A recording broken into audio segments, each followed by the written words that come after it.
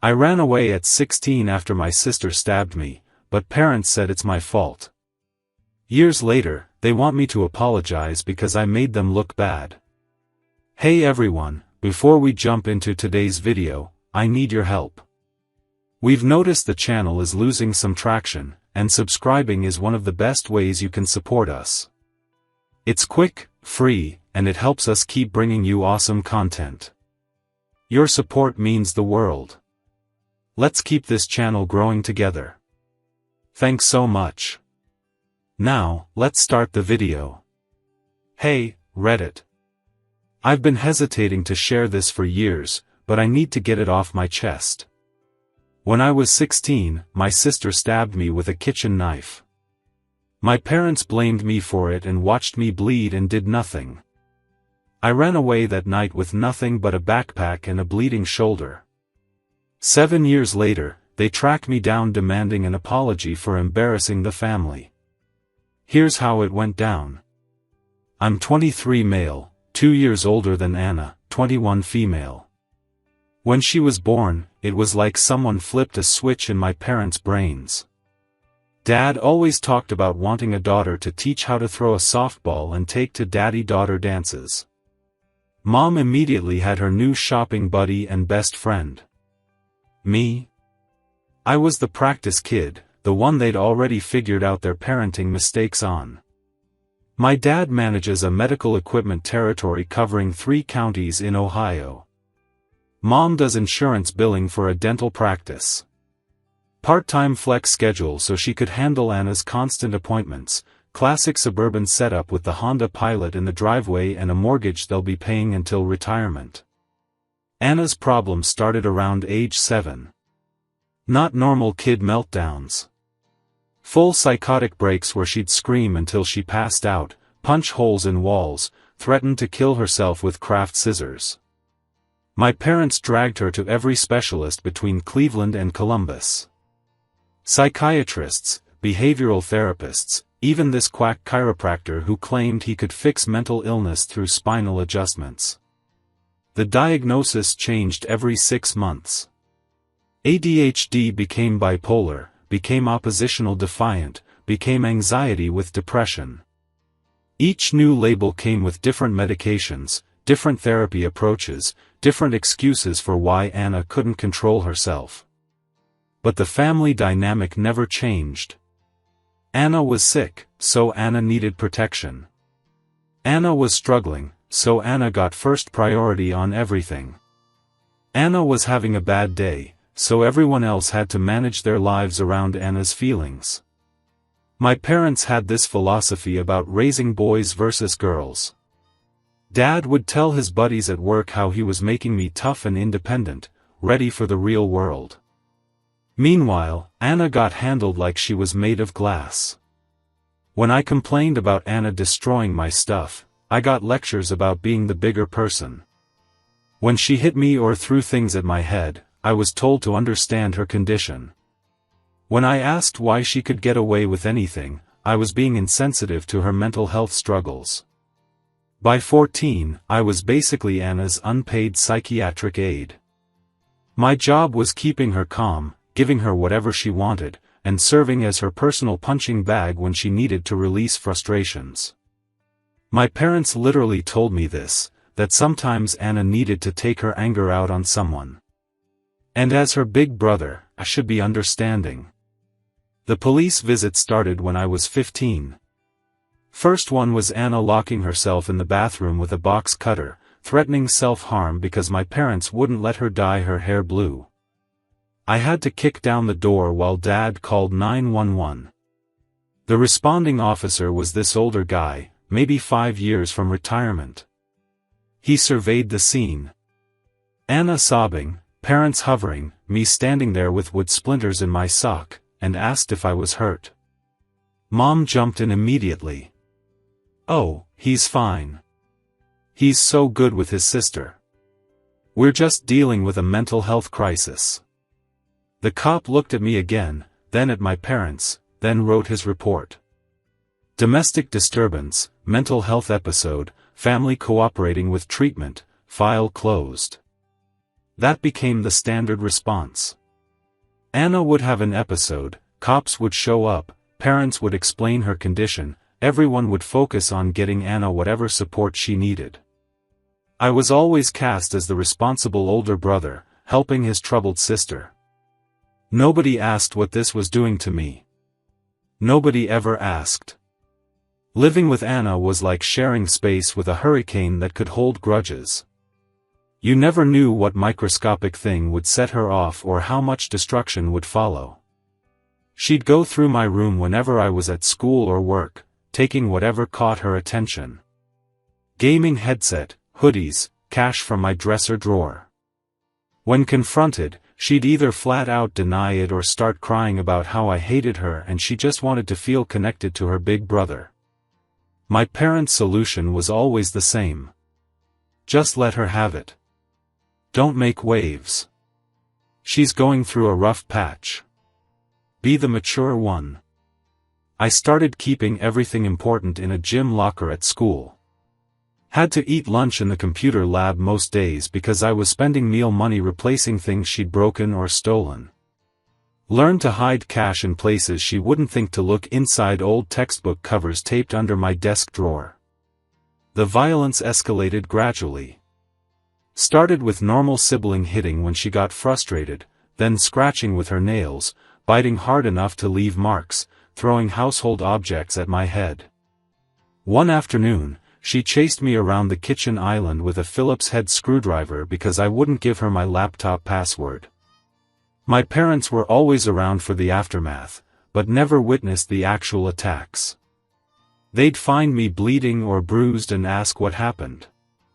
When I explained, they'd sigh and ask what I'd done to trigger her. Then they'd go comfort Anna while I cleaned myself up in the bathroom. School staff started noticing the marks. My sophomore English teacher pulled me aside after class and asked about the fingernail scratches on my forearms. I made up some story about helping my dad clear brush in the backyard. She didn't buy it. You know, you can talk to me if something's going on at home, right? There are people who can help. I wanted to tell her everything. How I'd started barricading my bedroom door at night because Anna would sometimes come in during her episodes. How I was failing algebra because I couldn't concentrate on anything except surviving until graduation, how I'd lie awake listening for footsteps in the hallway. But what was I supposed to say? That my parents were decent people dealing with an impossible situation? That Anna couldn't help her behavior due to brain chemistry? That's all anyone would hear, so I said everything was fine at home. Mrs. Rodriguez looked like she wanted to push further, but backed off. The isolation was crushing. I couldn't bring friends over because you never knew when Anna would have a meltdown. The few times I tried, she'd inevitably do something that scared them away, threaten them directly, smash something valuable, start screaming about how everyone was plotting against her. The disaster happened on a Thursday in March, 3 weeks before my 17th birthday. I remember because I'd been counting down days until I could legally leave. I got home from work around 9 p.m. and was trying to catch up on chemistry homework. Had a test Friday, and I was already behind because I'd been picking up extra shifts to avoid being home. Anna was in full rage mode. She'd been suspended from school for threatening to push another girl down the stairs and was pissed about missing some party that weekend. My parents had grounded her, which meant she was looking for someone to punish. I was at the kitchen table with my textbook and calculator, trying to memorize molecular formulas. Anna came downstairs tearing through cabinets and drawers like she was looking for something. "Where's my money?" she demanded, spinning to face me. I looked up from my homework. "What money? Don't act stupid. I had $60 in my room and now it's gone. You're the only one who goes in there." This was complete. I avoided Anna's room like it was contaminated with plague. "I haven't been in your room. I don't know about any money." "Liar!" she screamed. "You always steal my stuff." Just because you have some shitty job doesn't mean you can take from me. The accusation hit wrong. I worked 40 hours a week, covered for people constantly, saved every dollar I earned. The idea that I'd steal from anyone was insulting. I didn't take your money, Anna. Maybe you spent it and forgot. Or maybe you put it somewhere else. That was the wrong response. Her face went red and she started screaming about how everyone in the house stole from her, how nobody respected her property, how she was sick of being treated like garbage. Standard Anna tantrum. I kept trying to study, hoping she'd get bored and find someone else to torture. But she was building steam. Started throwing stuff, napkins, and mail from the counter. Then she grabbed this ceramic coffee mug my mom liked and smashed it against the wall. I had homework to finish. I had a test tomorrow. I was tired of being falsely accused every time she had a mood swing. I didn't take your money, Anna. I need to study. Find someone else to argue with. Leave me alone. That set her off completely. She started screaming about how I was a thief and a liar. How I got away with everything because I was the golden child now. Then she yanked open the knife drawer and grabbed the 8" carving knife. You want to keep lying to me? She yelled, waving the blade around. I should have run. Instead, I just sat there staring at her, thinking this was another empty threat. She lunged across the table before I could react. The knife went straight into my left shoulder, right above the collarbone. Pain exploded through my whole upper body, and I fell sideways off the chair. Then, she dropped the knife and immediately started crying. Not because she'd hurt me, but because she'd scared herself. The reality of what she'd done hit her all at once. My parents came running. Dad first, then Mom. And the first thing out of my mother's mouth was, "What did you do to upset her?" I'm standing there with blood running down my arm, pooling on the kitchen floor, and they're asking what I did wrong. Look what you made her do. Mom yelled at me while Anna sobbed in the corner. She's having a breakdown because of you. Dad grabbed some dish towels and started pressing them to my shoulder, but he was watching Anna the whole time, making sure she was okay. We need to call Dr. Martinez, Mom said. That was Anna's therapist. What about the hospital? I asked, looking at the blood soaking through the towel. Stop being dramatic, Dad said without even examining the wound properly. It's not that deep. But it was that deep. I could see white stuff. It needed stitches. Maybe surgery. Instead, I got a dish towel and a lecture about being more patient with my sister.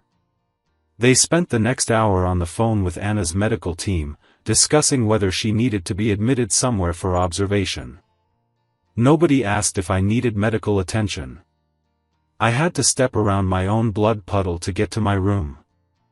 I sat there with my shoulder wrapped in red towels, listening to them comfort her through another breakdown. Like she was the victim in this situation. That's when it hit me. They were never going to choose me. Not once, not ever. Anna would always be more important. I could bleed to death in the next room and they'd find a way to make it about her emotional state. The realization was actually liberating. If they didn't want a son, they didn't have to have one. That night, I waited until everyone was asleep. Anna's room was directly across from mine, and I could hear her talking to herself through the wall. My shoulder was still bleeding through the towels. Every time I moved it, fresh blood would seep through the makeshift bandage, but I was done waiting for someone to care about that. I packed light, 2 t-shirts, a hoodie, the jeans I was wearing, and a phone charger. Everything fit in my school backpack. I grabbed the $43 I had saved from mowing lawns and shoveling driveways. Money I'd been planning to use for new gaming headphones. I unlocked the back door as quietly as possible and walked out. Didn't take my phone. They could track that. Didn't leave a note. What was there to say? I just walked down the driveway and never looked back. The first night was brutal. I ended up at a 24-hour gas station about 2 miles from home, hiding in their bathroom. The attendant didn't care as long as I wasn't causing trouble or trying to steal anything. I used paper towels to try and rewrap my shoulder, but it was still bleeding pretty bad. By morning, I realized I had no plan beyond get away from there. $43 doesn't last long when you're buying food and trying to stay warm. I ate a pack of crackers for breakfast and tried to figure out what homeless people actually did during the day. Turns out they walk around a lot. You can't just sit in one place. People notice. Store managers, security guards, cops. They all notice when someone's camping out with no money to spend. You learn to keep moving. Look like you have somewhere to be. I found a public library that stayed open late. You could sit there for hours as long as you pretended to read something. The bathroom had soap and running water so I could clean my shoulder properly for the first time since it happened. It was worse than I thought, deep, jagged, probably infected, but it was mine to deal with now. The first week, I survived on what I could scavenge. Gas stations throw away a lot of food that's still perfectly good. Construction workers leave half-eaten lunches in their trucks. You learn to eat fast and not be picky about where your meals come from. I figured out the shower situation by watching other homeless guys. There's a community center downtown that lets you use their facilities if you volunteer for an hour first. Mostly just moving chairs around or sweeping floors, small price to pay for feeling human again. Finding places to sleep was the real challenge. The first few nights, I tried sleeping rough behind dumpsters, under bridges, in 24-hour laundromats. But it's dangerous out there, especially for a skinny 16-year-old with no street experience. Older guys would mess with you just because they could. I got lucky when I met Tommy, this guy who worked nights at a scrapyard on the edge of town. He let me crash in an old travel trailer on the property in exchange for helping him sort metal during his breaks. It wasn't much. No heat, no running water, holes in the roof, but it was mine. Nobody could kick me out for existing. Tommy was probably in his 50s. Weathered face and hands like leather from years of manual labor. He never asked why I was on the street. Most homeless people don't ask those questions. Everyone's got reasons, and they're usually bad ones. He taught me the survival basics. Which churches gave out food? Which shelters were safe versus which ones were full of crazy people and drug addicts, which cops would hassle you for no reason, and which ones would leave you alone if you weren't causing trouble. The weird thing was how quickly I adjusted to street life.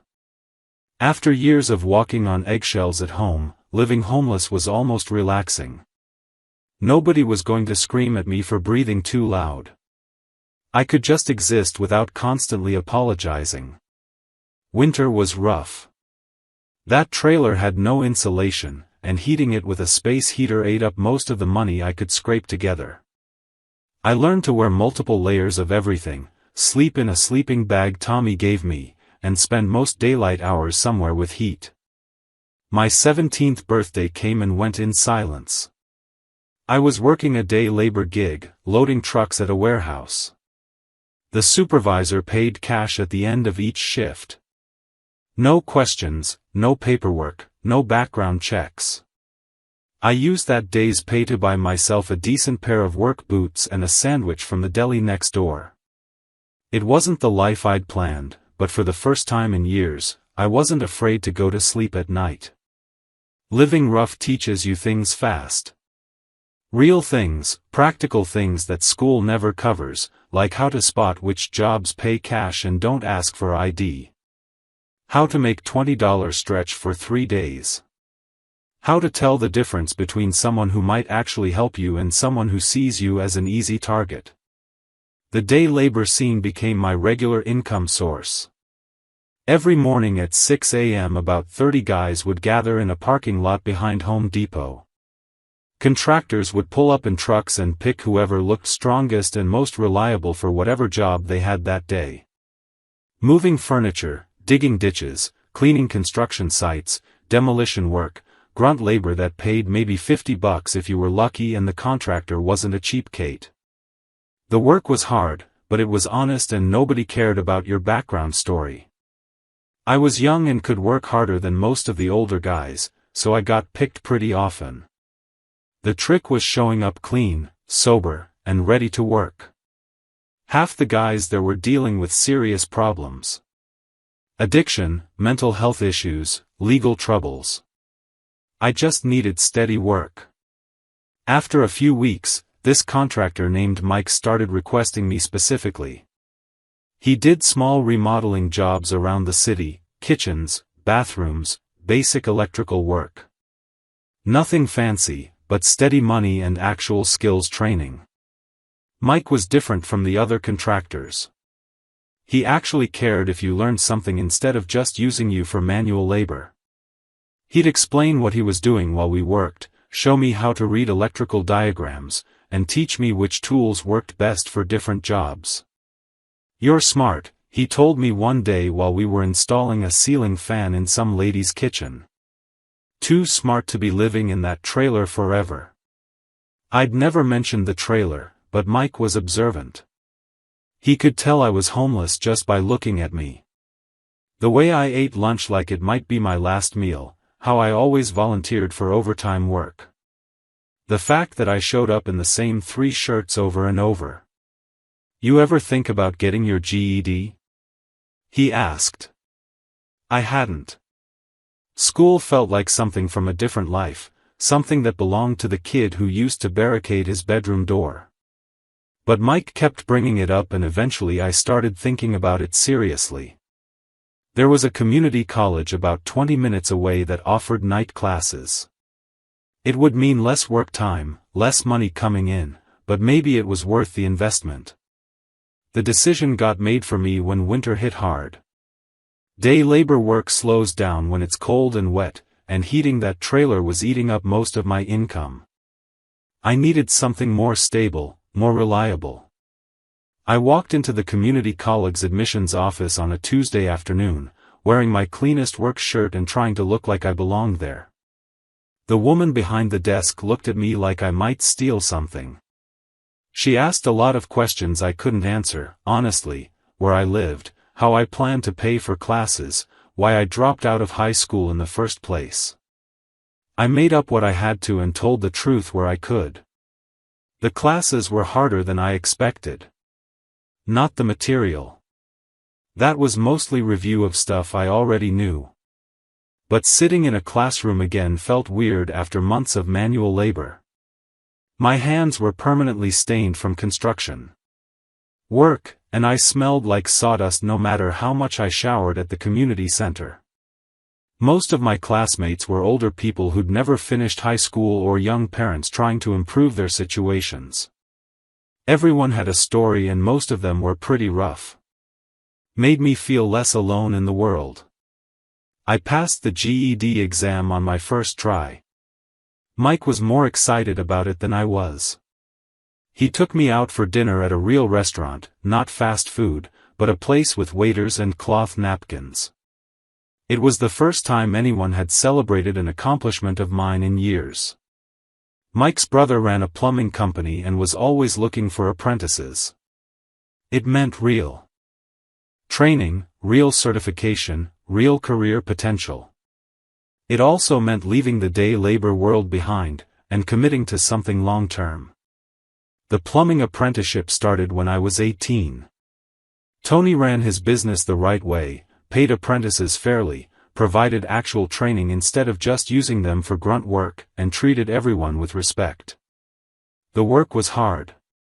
Crawling under houses in the middle of winter, fixing broken pipes in flooded basement, dealing with problems that had been ignored for years. But it was honest work that mattered. I threw myself into learning everything I could. Pipe fitting, drain cleaning, water heater installation, basic electrical work for pump systems. Tony started me on simple repair calls, then gradually gave me more complex jobs as I proved myself reliable and competent. The apprenticeship program required 4 years of combined classroom instruction and on-the-job training. Most guys took 5 or 6 years to finish because they'd miss classes or get sidetracked by other opportunities. I was done in exactly 4 years, passed my licensing exam on the first try. The money was better than day labor, but more importantly, it was steady and predictable. I could plan ahead for the first time in years instead of living day to day. After 2 years in the program, I rented a small apartment across town. It had heat and running water and a door that locked from the inside. After sleeping in that trailer for months, it felt like luxury. I bought real furniture from garage sales and thrift stores. A bed, a couch, a kitchen table, a TV, normal stuff that normal people took for granted. Every piece felt like victory against the life I'd escaped from. Work became my identity and my pride. I showed up early, stayed late, volunteered for the jobs nobody else wanted, emergency calls, weekend work, the really messy jobs that made customers grateful when you fixed their problems. Tony noticed. After I got licensed at 22, he started sending me on the bigger service calls. After another year, he gave me my own company truck with my name painted on the side. Seeing Dave, licensed plumber, on the door never got old. Customers started requesting me specifically. Word spread that I was reliable, honest, and actually fixed problems instead of just making them temporarily better. Tony offered me a partnership stake in the business right before I turned 23. I'd been his most reliable employee for 4 years. Handled some of his biggest accounts, even brought in new customers through word-of-mouth recommendations. The business partnership felt surreal. From homeless teenager to business owner in less than 7 years, we expanded the operation, hired 2 more apprentices, bought better equipment. I was making more money than my parents ever had. I bought a house, small, needed some work, but it was mine. I spent weekends fixing it up, using all the skills I'd learned over the years. Every improvement felt like proof that I'd actually made it. The neighborhood was quiet, middle class, safe. My neighbors were teachers, accountants, small business owners, regular people living regular lives. They knew me as the polite guy next door who fixed their plumbing problems and kept his yard neat. None of them knew where I'd come from or what I'd survived. I liked it that way. The past felt like something that had happened to a different person entirely. My social life was simple but solid. Work friends, guys from the gym I joined, neighbors I'd helped with various home improvement projects. Nothing deep or complicated, but enough human connection to keep me grounded and normal. I dated occasionally, but kept things casual. Trust didn't come easy after growing up the way I had. Most women my age wanted relationships that moved fast. Wanted to know everything about your background and your family. I wasn't ready for those conversations. Most nights, I'd sit on my back porch and just enjoy the quiet. After years of chaos and danger, peace felt like the ultimate luxury. I never thought about my family much during those years. When I did, it was like remembering a bad movie I'd seen once. Unpleasant, but not real anymore. They belonged to a different life, one I'd left behind completely. That worked fine until they decided to find me. I still had an old Facebook account from high school that I'd basically forgotten about. Hadn't logged in since maybe 2019. One slow Saturday afternoon, I was cleaning out old email accounts and remembered it existed. That's when I saw them. My mother had been posting these manipulative, sympathy-seeking updates for years, still hoping and praying for our son to come home. A mother's love never gives up. Some wounds take time to heal, but family is forever. The comments underneath were exactly what you'd expect, neighbors and family friends offering support, saying they were praying for our family, asking if there was anything they could do to help find me. It made me sick. These people thought I was some troubled kid who'd gotten mixed up in gangs or substance abuse. They had no idea what I'd actually escaped from, or why I'd needed to disappear. The post painted a picture of grieving parents desperately searching for their lost child. But I knew better. If they'd actually been searching, they would have filed police reports, they would have done something besides perform grief on social media years after the fact. I scrolled through years of this performance. My mother sharing carefully selected memories of better times with photos that made our family look normal and happy. Even some of my extended family was chiming in with supportive comments and shared posts.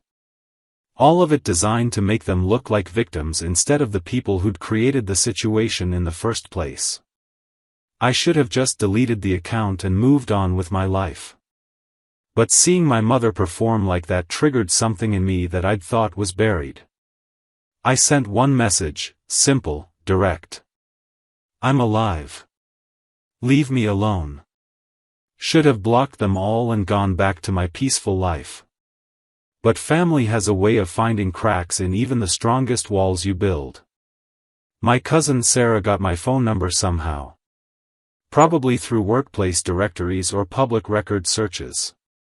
The calls started within a week. Then emails to my work address. Then more family members getting involved. All of them wanting to talk things through and heal old wounds, but they weren't interested in healing anything. They wanted me to come back and apologize.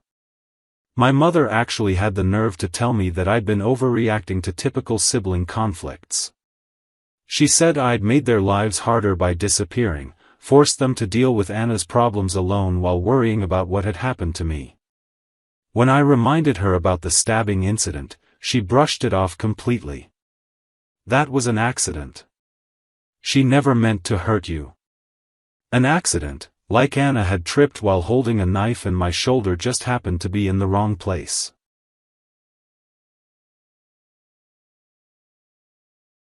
The harassment escalated when I stopped answering their calls and emails. They started showing up at my workplace, calling Tony and pretending to be potential customers, even tracked down some of my neighbors to ask questions about me. They found my email through the business website and started sending messages daily.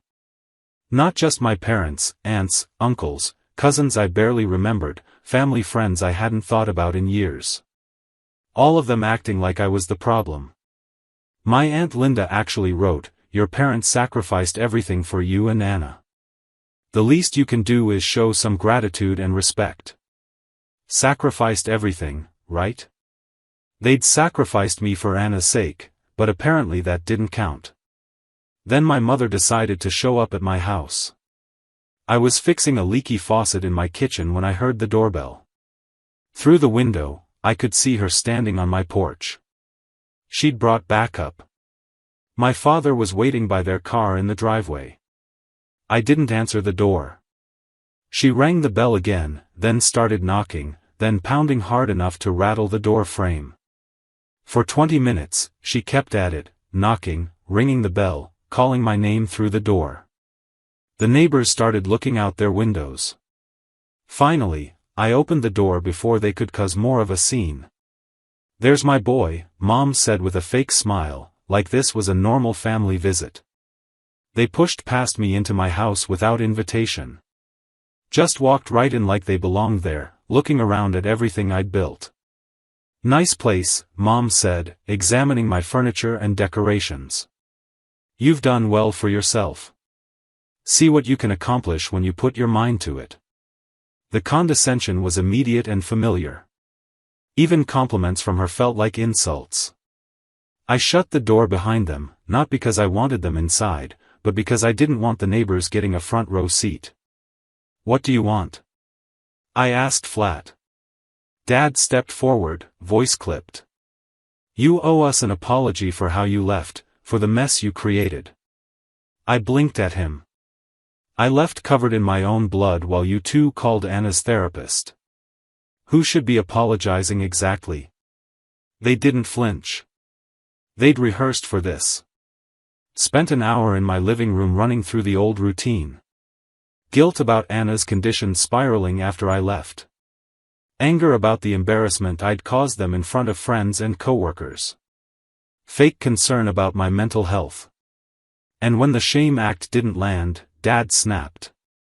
You humiliated us, he said, voice rising. People ask questions. You ran off like a damn coward and left us to deal with the fallout. Mom cut in like she was playing peacekeeper. Anna's been asking about you, she said gently, like that was supposed to mean something. She's doing better now, stable, working, in a relationship. She wants to make things right. The room went quiet for a beat. The conversation went in circles for another 30 minutes. They weren't there to apologize or make genuine amends. They were there to demand my help in rewriting the whole story, to make me play the part of the prodigal son who'd learned his lesson and come home grateful. Finally, I'd had enough of the performance. I want you both out of my house. Now. Dad stepped forward like he was about to puff his chest the way he used to. You can't just kick out your own parents, he snapped. You need to own the damage you caused. He tried the stare, that old trick from when he still had control, held it for half a second, but then he saw it. I wasn't 16 anymore, and I wasn't scared of him, not even a little. After they left, I sat in my kitchen for a long time, staring at the faucet I'd been fixing. My hands were shaking, not from fear, but from rage. They'd walked into my house, my safe space, and tried to make me feel like that scared kid again. But something had shifted during their visit. For the first time in 7 years, I'd seen them clearly, not as the powerful parents who'd controlled my childhood, but as two aging people desperate to maintain an image that was already cracking. They weren't powerful anymore. They were just pathetic. The phone rang that night. Mom again, like the visit hadn't happened. Her voice was different this time. Measured, careful. We need to meet again, she said. All of us, Anna included, she wants to talk to you. No, she's been stable for 3 years now. She's not the same girl you remember. Good for her. Still no. She paused, then played what she thought was her ace. She wants to apologize face to face. I should have hung up. But after everything. 7 years, a lifetime of damage. Part of me was curious what her version of an apology would sound like. One meeting, I said. My house, next Saturday, 2 hours max. Then you leave me alone permanently. All of you. No more calls, no more emails, no more harassment. We're done after this. There was a long pause. Understood. That week crawled. I didn't sleep much. Couldn't stop thinking about them in my house again, trying to drag me back into their version of events. Saturday came. They showed up right on time. Anna looked older in the eyes. She walked like she was careful not to take up too much space. We sat in the living room in total silence. Mom kept scanning my place like she was inspecting a rental. Dad didn't even pretend to smile. Anna sat stiff, staring at the floor. Finally, she looked up at me. You did good for yourself, she said. I mean, really good. Better than anyone in that house ever gave you credit for. I didn't say anything. She swallowed hard. I'm not here to get something out of this. I just need to say it. I nodded once. Go on. I know what I did to you, and I remember all of it. The screaming, the paranoia, the way I destroy your stuff and act like it was nothing. Her voice cracked a little. That night in the kitchen, I remember everything. She looked up again. I've been in therapy for years now. Real therapy. Not the kind Mom dragged me to while pretending everything was fine. And every time I think about what I did to you, it makes me sick. I wasn't just unstable. I was cruel. I chose you as my target because I knew you wouldn't fight back. Still, I said nothing. I wanted to hear it all. When you left, I hated you. I told everyone you abandoned us. But the truth is, I knew why you left. You had to. We weren't a family, she continued. I don't expect forgiveness. I don't even expect a relationship.